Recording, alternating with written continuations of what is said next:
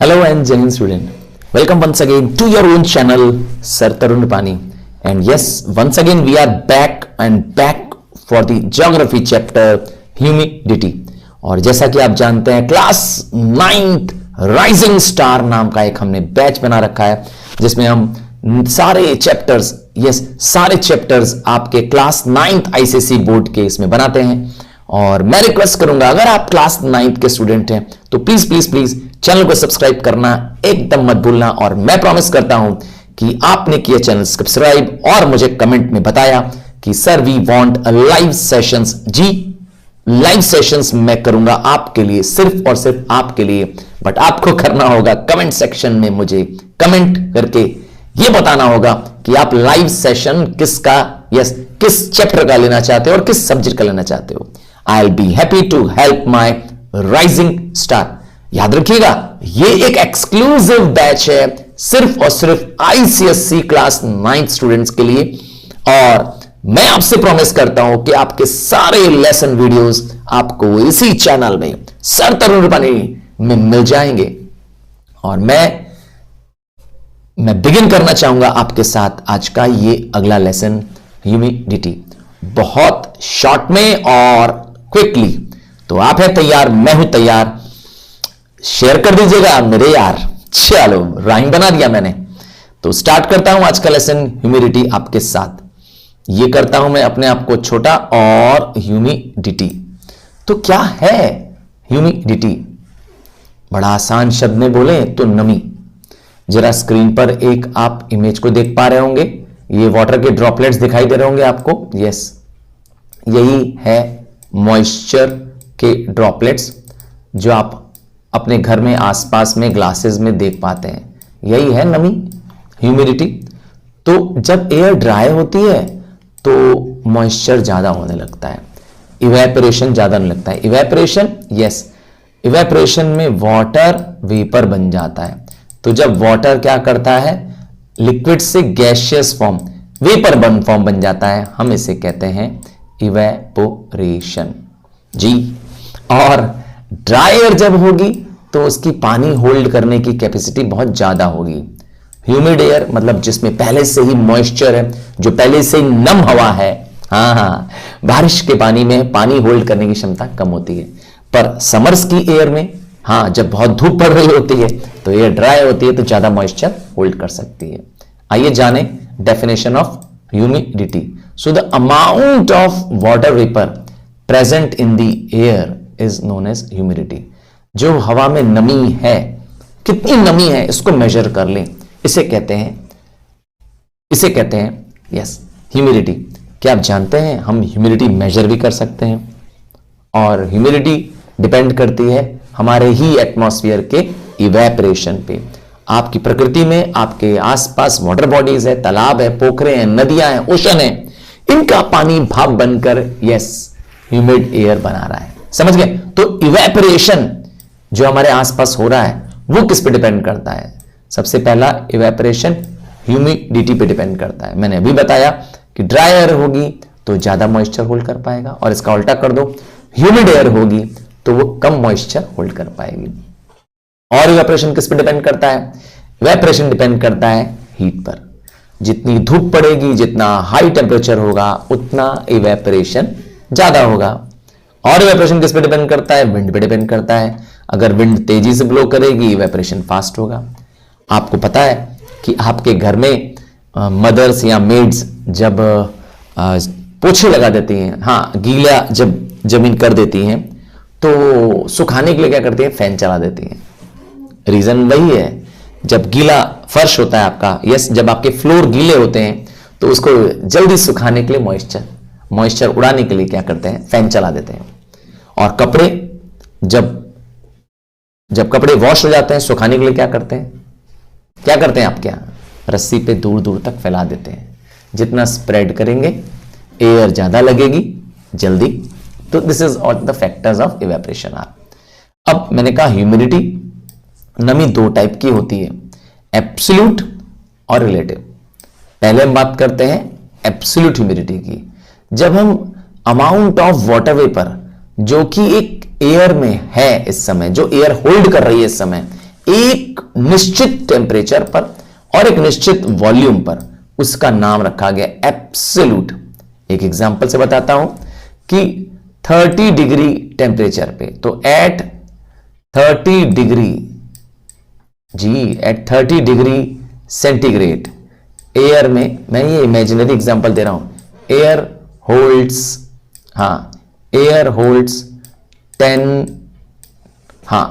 10 volume of humidity. तो ये उसकी क्या बन जाएगी, ये उसकी एब्सोल्यूट ह्यूमिडिटी बन जाएगी। जब आप एक निश्चित टेम्परेचर बताते हैं और निश्चित वॉल्यूम कितनी ह्यूमिडिटी है ये बता देते हैं, उसको कहते हैं एब्सोल्यूट। तो रिलेटिव क्या होती है? रिलेटिव मतलब रेशियो, रिलेटिव मतलब कंपेयर करना। किसको कंपेयर करना? एब्सोल्यूट ह्यूमिडिटी को जो एयर में इस समय है, और मैक्सिमम ह्यूमिडिटी ऑफ मॉइस्चर जो अभी वो होल्ड कर सकती है। मतलब कि एक फॉर्मूला लगेगा, मतलब कि एक फॉर्मूला लगेगा। आइए मैं इसको इरेज करके आपको फॉर्मूले से दिखा देता हूं रिलेटिव ह्यूमिडिटी क्या होती है। ये रहा रिलेटिव ह्यूमिडिटी का फॉर्मूला।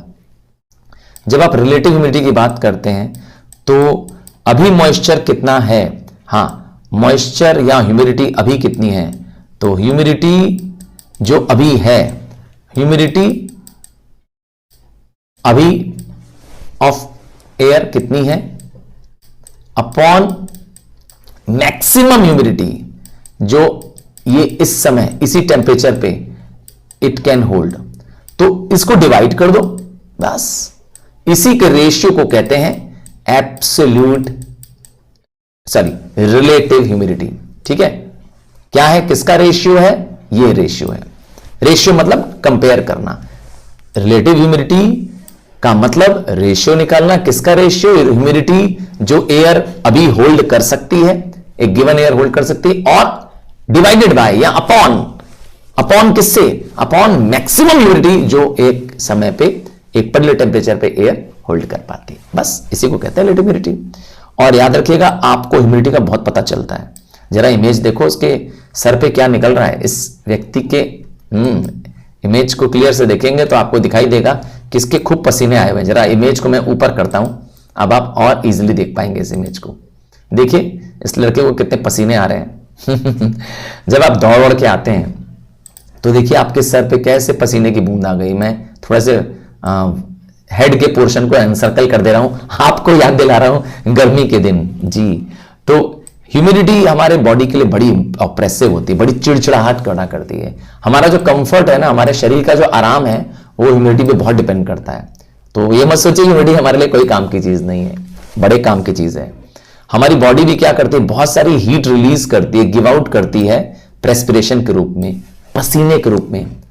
स्वेट हम पसीना करते हैं ना, यस, जो कि इस इमेज में आप देख पा रहे हैं। जब आप दौड़ के आते हैं, कहीं हैवी एक्सरसाइज करके आते हैं, तो आपके शरीर से क्या होता है, बहुत पसीना निकल रहा होता है।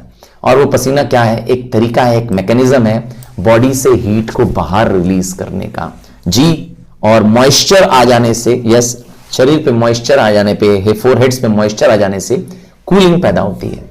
ये हमारी बॉडी का मैकेनिज्म है जी। तो जब हाई रिलेटिव ह्यूमिडिटी होती है, जब एटमॉस्फेयर में ह्यूमिडिटी बहुत ज्यादा होती है, तो रेट ऑफ इवेपोरेशन, हमारे पसीने निकलने का रेट कम हो जाता है, और इससे होती है हमें डिस्कंफर्ट, इससे हमें होती है चिड़चिड़ाहट। ऐसा ज्यादातर चेंज ऑफ सीजन्स में होता है। जैसे समर खत्म होता है, विंटर शुरू होने लगता है, तब ऐसा होने लगता है। यस, हमारी बॉडी में क्या होता है, स्वेटिंग नहीं हो पाने की वजह से, यस, पसीना डिक्रीज हो जाता है। याद रखिएगा, स्किन से स्वेट डिक्रीज हो जाता है, जिसकी वजह से हम अनकंफर्ट फील करते हैं। अब पसीना, स्वेट, ह्यूमिडिटी तो आप जान गए। अब कैसे मेजर करें ह्यूमिडिटी को? ह्यूमिडिटी को मेजर करने के लिए एक इंस्ट्रूमेंट है हाइग्रोमीटर। इसको एक और नाम से जानते हैं ड्राई एंड वेट थर्मोमीटर। मैंने स्क्रीन पर एक इमेज बना रखी है, थोड़ी सी इमेज मैं आपके लिए बड़ी भी करना चाहूंगा। ये रही वो बड़ी इमेज। अब देखिए, अब आप इमेज बड़ी है, दिखाई दे रही है, आपको दिखाई दे रहा होगा, इसमें वेट बल्ब भी है और ड्राई बल्ब भी, इसीलिए इसका नाम है ड्राई एंड वेट बल्ब, क्योंकि ये मेजर करता है हमारे एटमॉस्फेयर में ह्यूमिडिटी। Next, precipitation. प्रेसिपिटेशन मतलब होता है वाटर के फॉर्म्स को। Yes, forms of water that fall. जी, क्या चीज? पानी का वो रूप जो आसमान से धरती पर गिरे। अब किस रूप में गिरेगा ये नहीं मैं बता रहा हूं, ठीक है। जिस भी रूप में पानी का, यस, पानी अलग अलग रूप में आसमान से धरती पे आता है, बारिश के रूप में आता है, आप तो जानते ही हैं। रेन सबसे कॉमन फॉर्म ऑफ प्रेसिपिटेशन है। और रेन ड्रॉप्स जब छोटे होते हैं, बारिश की साइज कम होती है, बारिश धीरे पड़ रही होती है, तो लोग इसे कहते हैं बूंदा बांदी हो रही है। हाँ, आप पर मैं बोलते हैं, यस, हमारे यहाँ भाषा है ना, कह रहे बांदी, बारिश तेज नहीं है, बूंदा बांदी है, तो ड्रिजल, ठीक है। और स्नो, स्क्रीन पर आप देखेंगे स्नोफॉल की भी मैंने इमेज बना रखी है। स्नो क्या होता है? ये वाटर ड्रॉपलेट्स होते हैं जो राइज हाई कर गए हैं, ये पानी का भाप है। यस, मॉइस्चर जो हाई कर गया था, राइज हाई हो जाने की वजह से क्या हो गया, वहां फ्रीज हो गया है। फ्रीज मतलब हो गया बर्फ बन गया है। तो जब मॉइस्चर बर्फ बन जाती है तो बर्फ थोड़ी सी हैवी होती है, तो वो स्नोफॉल के रूप में गिरती है। ऐसा ज्यादातर विंटर्स में होता है, कोल्ड क्लाइमेट्स में होता है, और या तो हाई माउंटेन्स में होता है। हाँ, मेरे शहर वाराणसी में तो स्नोफॉल नहीं होती है। क्या आपके शहर में होती है? हाँ, मेरे राइजिंग स्टार्स, आप जो मेरा लेसन अभी समझ रहे हैं, आपको बताना है, is there snowfall at your place? हाँ, अगर होती है तो आप लिखेंगे यस सर, हमारे यहां स्नोफॉल होती है, यस वी हैव स्नोफॉल। पर यह भी बताना है कब होती है, मुझे बताएंगे, मुझे बहुत खुशी होगी और मैं आपके हर एक कमेंट का जवाब भी दूंगा। और रहते रहते एक बात और याद दिला दूं कि please do share this lesson video with your friends, classmates of ICSE, क्योंकि ये डेडिकेटेड बैच है। याद रखिएगा, कोई पैसा, कोई चार्ज नहीं है। Everything, every data, every information, lesson, ये नोट्स, सब कुछ फ्री अवेलेबल है यहां पर। यस, कोई भी हम चार्जेस आपसे नहीं ले रहे हैं मेरे dear ji. Please please please बिना फियर के कर दो इसको शेयर, बना दो मुझे यस सब दोस्त में आपका favourite. So please do share it. चलिए आगे बढ़ जाते हैं। तीसरा टाइप ऑफ प्रेसिपिटेशन जानते हैं, हेल। और बाप रे, हेल तो ओले होते हैं, सुना होगा ओले। हाँ, तो ओले ओले, यस, ये तो गाना था ओले। हाँ, ओले क्या है मैंने लिख दिया, जब हवा में वर्टिकल, वर्टिकल मतलब सीधा सीधा जब एयर राइज हो जाती है, अब तो ये जो वाटर ड्रॉपलेट्स होते हैं ये आइस बन जाते हैं। Ice solid form of snow होती है। स्नो तो मॉइस्चर से बनती है ना, आइस क्या होती है, बड़ी हार्ड होती है। आपके फ्रिज में, यस, आपके रेफ्रिजरेटर में जहां आइस का यस बॉक्स रखा है आपने, हाँ, उसमें स्नो नहीं है, आइस है। देखा कितनी हार्ड हो जाती है आइस, यस, तो वो है आइस। तो आइस क्या होती है, सॉलिड फॉर्म होती है, they form the solid ice. और जब ये वाटर ड्रॉपलेट्स सॉलिड गिरते हैं, तड़ तड़ तड़ तड़, गलती से निकल मत जाएगा स्नो, आपके यस सर पे छेद कर देगा, तो ये हेल का अर्थ करता है। हेल स्टोन अर्थात बड़े बड़े बर्फ के टुकड़े जब गिरते हैं तो क्रॉप्स को बहुत नुकसान होता है। इवन देखिए, ये स्क्रीन पे देखेंगे आप, यहां पर मैंने एक इमेज दी हुई है। हाँ, इमेज को मैं ऊपर भी कर देता हूं, थोड़ा और क्लियर हो पाएगी आपको इमेज। मैं इमेज और ऊपर कर देता हूं ताकि आप इमेज को इजीली देख भी पाए। देखिए अब ये इमेज, हाँ, अब आप अच्छे से देख पा रहे होंगे हेल कैसे, हेल्स में क्या हो रहा है। देखिए ये गाड़ी आ रही है और यहां पे चारों तरफ सड़क पे बड़े बड़े यस आइस के टुकड़े गिरे हुए हैं, और हेल क्रॉप्स के लिए बहुत अच्छी नहीं मानी जाती है जी। चलिए आगे बढ़ जाता हूं, हाँ आगे बढ़ जाता हूं और आपको बताते हैं आगे। हेल के बाद आता है टाइप्स ऑफ रेनफॉल। रेनफॉल, जी हमारे देश में भी रेनफॉल के कई टाइप्स हैं। सबसे पहला टाइप आता है रिलीफ। रिलीफ का मतलब क्या होता है? रिलीफ शब्द का मतलब होता है लैंड फॉर्म। हाँ, लैंड के फीचर जैसे माउंटेन, प्लेटो, ये रिलीफ होते हैं, ठीक है ना। तो इसलिए इसका नाम रिलीफ रेनफॉल है, क्योंकि ये लैंड के ऐसे होने की वजह से होती है। इसको ओरोग्राफिक रेन भी बोलते हैं।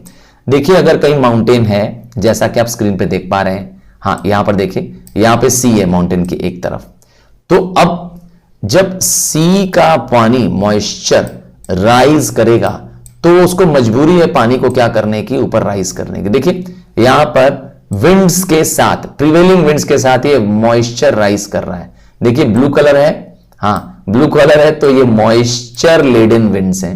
ये वो हवा है जिसमें मॉइस्चर है। ये वार्म विंड्स है, मॉइस्चर से भरी हुई विंड्स हैं और राइज कर रही हैं माउंटेन की वजह से।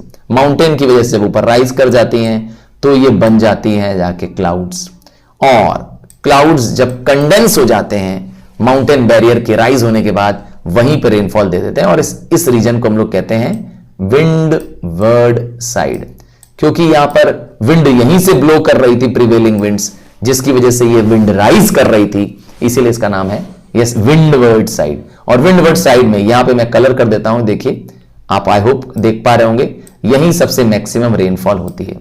और इस तरफ क्या होता है, अपोजिट साइड में क्या होता है, इसका नाम रखा गया लीवर्ड साइड। लीवर्ड साइड में जो रेन का सिर्फ शेडो है वो गिरता है, अर्थात बारिश की सिर्फ परछाई वहां पे जाती है। कहना चाहता है कि वहां रेनफॉल बहुत लेस होती है। ठीक है, कहीं है इंडिया में, हां इंडिया का एग्जांपल देता हूं। हमारे देश में मॉनसून रेनफॉल जब आती है, साउथ वेस्ट मॉनसून, तो वेस्टर्न घाट को बहुत हैवी रेनफॉल देती है। हां, वेस्टर्न घाट का विंडवर्ड साइड बहुत हैवी रेनफॉल होता है। मैं आपको इसका इमेज भी दिखा सकता हूं, अभी दिखाता हूं। ये रहा, मैं बना रहा हूं आपके लिए इमेज। ये रहा हमारा साउथ इंडिया, इतना तो आप जानते ही हैं। अब जब विंड्स इंडियन ओशन से अराइज करती हैं यहां पर, तो यहां पर घाट्स हैं। घाट जानते हैं ना क्या होता है, यहां पर आपको मालूम होगा वेस्टर्न घाट है इंडियन मैप में। वेस्टर्न घाट के वेस्टर्न साइड में, इस साइड में जब विंड्स टकराती हैं तो विंड्स राइज हो जाती हैं, इसी की तरह से ऐसे राइज हो जाती हैं और राइज होकर क्लाउड्स बन जाती हैं। और यहीं पर इसी साइड में, इस साइड में क्या करती हैं, हैवी रेनफॉल करती हैं। और यहां पीछे की तरफ, ये पीछे की तरफ, ये इनका रेन शेडो एरिया होता है। यहां पर रेनफॉल नहीं मिलती है, यस, क्योंकि ये लीवर्ड साइड है। ठीक है, नाम है रेन का सिर्फ शेडो हो जाता है। तो ऐसी रेनफॉल को हम लोग कहते हैं रिलीफ रेनफॉल। इंडिया में बहुत कॉमन है, यस, जहां जहां माउंटेन बैरियर होगा, इसीलिए नाम ही है रिलीफ। ठीक है ना। अब अगला टाइप आते हैं, नाम है कन्वेंशनल रेनफॉल। डायग्राम को कर देता हूं ऊपर ताकि आप और इजीली इसको देख पाए। तो जैसा कि नाम है कन्वेंशनल, ये कन्वेंशन का क्या मतलब होता है, आइए दिखाते हैं कन्वेंशन का मतलब क्या होता है। जहां बहुत धूप पड़ती है, जहां एक्सट्रीम हीट पड़ती है, तो सन क्या करता है, धूप देने की वजह से, देखिए सन के हीट की वजह से वाटर और लैंड मासेस एकदम गर्म हो जाते हैं। तो ये जो विंड वार्म हो जाती है, गर्म हो जाती है, रूल है वार्म एयर राइजेस, तो वार्म एयर राइज करने चले जाती है जब हाई टेम्परेचर होता है। पर याद रखिएगा ये सिर्फ इक्वेटोरियल रीजन में होती है। कहां पर होती है, इक्वेटर पे होती है, जहां पे 0 डिग्री, और आप जानते हैं वहां पे एक्सट्रीम सनलाइट होती है थ्रू आउट द ईयर, वहां पे सन ओवरहेड होता है। तो हाई टेम्परेचर की वजह से विंड हीटेड हो जाती है और hot winds, heated rays winds क्या करती हैं, राइज अप कर जाती हैं। तो हॉट विंड्स राइज अप कर जाती हैं, है ना, हॉट एयर राइज कर जाती है और ऊपर जाती है तो क्या हो जाता है, ऊपर जाकर के ये क्या बन जाती हैं, क्लाउड्स। क्लाउड्स क्या करते हैं, कंडेंस करते हैं और फॉल डाउन कर जाते हैं। देखिए लिखा है ना, warm air rises, cools and condenses forming clouds, and clouds बन जाते हैं, ये रहा व्हाइट क्लाउड्स बन जाते हैं। और क्लाउड्स क्या करते हैं, एवरीडे रेनफॉल कॉज करते हैं, और वो भी थंडर और लाइटनिंग के साथ। रोज बिजली कड़कती है, रोज बारिश पड़ती है, बाप रे, ऐसे जगह पे कहीं रहना चाहेंगे जहां रोज 4 बजेगा और बारिश पड़ेगी। घड़ी पे देख लीजिए 4 बज रहा है, ओ 4 बज गया, बुरी बारिश। हाँ, इसको कहते हैं 4 o'clock शावर। याद रखिएगा, पर हमारे देश में नहीं होता है, थैंक्स गॉड कि हमारे यहां इक्वेटर नहीं है। इक्वेटर मतलब जानते हैं ना, 0 डिग्री के लेटीट्यूड को हम लोग इक्वेटर बोलते हैं। तो जहां इक्वेटर होगा उसी के 5 डिग्री ऊपर और 5 डिग्री नीचे, हाँ, इक्वेटर के ही आसपास पाया जाता है। इसलिए मैं लिख दे रहा हूं 0 डिग्री लेटीट्यूड के पास, मैं 0 डिग्री लेटी लिख दे रहा हूं, समझ गया ना। इस जगह पाया जाता है कन्वेंशनल रेनफॉल। नाम ही है कन्वेंशन। कन्वेंशन मतलब होता है विंड का अप एंड डाउन आना। ठीक है, इसको एयर करंट्स के नाम से भी जाना जाता है। अब तीसरा और आखिरी टाइप का रेनफॉल हम पढ़ने जा रहे हैं, साइक्लोनिक रेनफॉल। ये कहां होता है, जहां पे साइक्लोन्स आते हैं, जहां पे डिप्रेशंस होते हैं। साइक्लोन और डिप्रेशंस क्या होते हैं, जहां पे लो प्रेशर बेल्ट होगा, ध्यान से देखिए, जहां पे लो प्रेशर बेल्ट होगा बीच में और हाई प्रेशर होगा चारों तरफ। मैं डायग्राम से लिख रहा हूं, देखिए हाई प्रेशर है चारों तरफ। तो विंड्स क्या करती हैं, विंड्स हाई प्रेशर से लो प्रेशर की तरफ बढ़ती हैं। देखिए, तो जब चक्रवाती हवा, समझ गए, ये देखिए एक गोल राउंड सी एयर वहां पर पहुंच जाती है, हम लोग इसको साइक्लोन्स कहते हैं। तो साइक्लोन्स और डिप्रेशंस, लो प्रेशर रीजन्स पे ये विंडफॉल, इसीलिए नाम ही है ना साइक्लोन। हाँ, हमारे देश में ऐसा होता है, बहुत सारे प्लेसेस में साइक्लोनिक रेनफॉल होती है, स्पेशली ट्रॉपिकल साइक्लोन्स हमारे देश में बहुत आते हैं, चक्रवाती हवा। तो जब warm air and cold air दोनों एक दूसरे से कन्फ्रंट करती हैं, दोनों एक दूसरे से टकराती हैं, जरा डायग्राम को देख रहे हैं। देखिए, वार्म एयर क्या करती है, राइज करती रहती है। वार्म एयर देखिए ऊपर राइज कर रही है।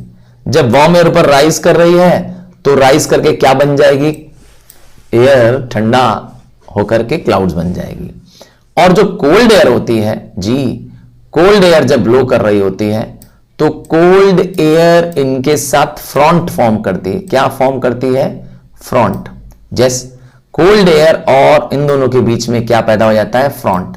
फ्रंट एक तरह का लिफ्ट देता है जी। जो वार्म लाइट एयर होती है वो इस कोल्ड एयर के ऊपर होती है। दोनों की जो बाउंड्री होती है, किसकी, वार्म एयर की और कोल्ड एयर की जो बाउंड्री होती है, इनका नाम रखा गया है फ्रंट। और जी राइजिंग एयर जैसे जैसे ऊपर राइज होती जाएगी, ठंडी होती जाएगी, उसे मिलेगा फ्रंटल लिफ्ट। क्या मिलेगा, फ्रंटल लिफ्ट अर्थात अपराइज। एंड दिस कॉजेस, और इसकी वजह से होगी बारिश, क्योंकि ये बारिश, ये लिफ्ट वार्म करंट के कोल्ड बन जाने और उसके बाद क्लाउड बन जाने से होता है। इसीलिए इसका नाम है साइक्लोनिक या फ्रंटल रेनफॉल। फ्रंटल रेनफॉल बहुत बहुत हैवी रेन लाती है और ट्रॉपिकल साइक्लोन्स के साथ आती है। इस चक्रवाती गोल गोल गोल गोल गोल गोल गोल गोल हवाओं के साथ आती है जी। तो इस तरीके से आज आपने फिनिश कर लिया अपना चैप्टर बहुत कम समय में। और मैं आपको यकीन दिलाता हूं, अगर आपने मेरा दिया साथ जी, अपने फ्रेंड्स क्लासमेट्स को शेयर किया, तो आपने मुझे बताया कि सर इसका लाइव सेशन चाहिए, मैं प्रॉमिस करता हूं मैं आपको दूंगा लाइव क्लास जी। लाइव मैं और आप समझेंगे आपकी पसंद के चैप्टर को। और मेरा एक बस विश्वास है कि जब है आप तैयार, तो आपको सफलता से कोई रोक नहीं सकता है मेरे राइजिंग स्टार। और अगर आप क्लास 10 में हैं और अब मेरे लेसन वीडियो को अभी भी देख रहे हैं, तो प्लीज प्लीज प्लीज अपने क्लासमेट्स फ्रेंड्स को जो 9th ICSE बोर्ड में, उनको प्लीज जरूर शेयर करिए। बिकॉज इट इज वेरी बहुत एनकरेजिंग होता है जब कोई वीडियो देखता है, लाइक करता है, कमेंट करता है कि सर अच्छा लगा, समझ में आया, एंड हम लोग और मोटिवेट हो जाते हैं और हार्ड वर्क करने के लिए तैयार हो जाते हैं। Thank you and love you. आपको मैसेज मिल चुका है और मैं सारे लेसन वीडियोस को आपके साथ शेयर कर रहा हूं। चलिए बाय। और मैं यहां पर आप देख पाएंगे, यहां पर आपको और लेसन वीडियोस मिल जाएंगे लिंक, तो जाइए और जरूर देखिए।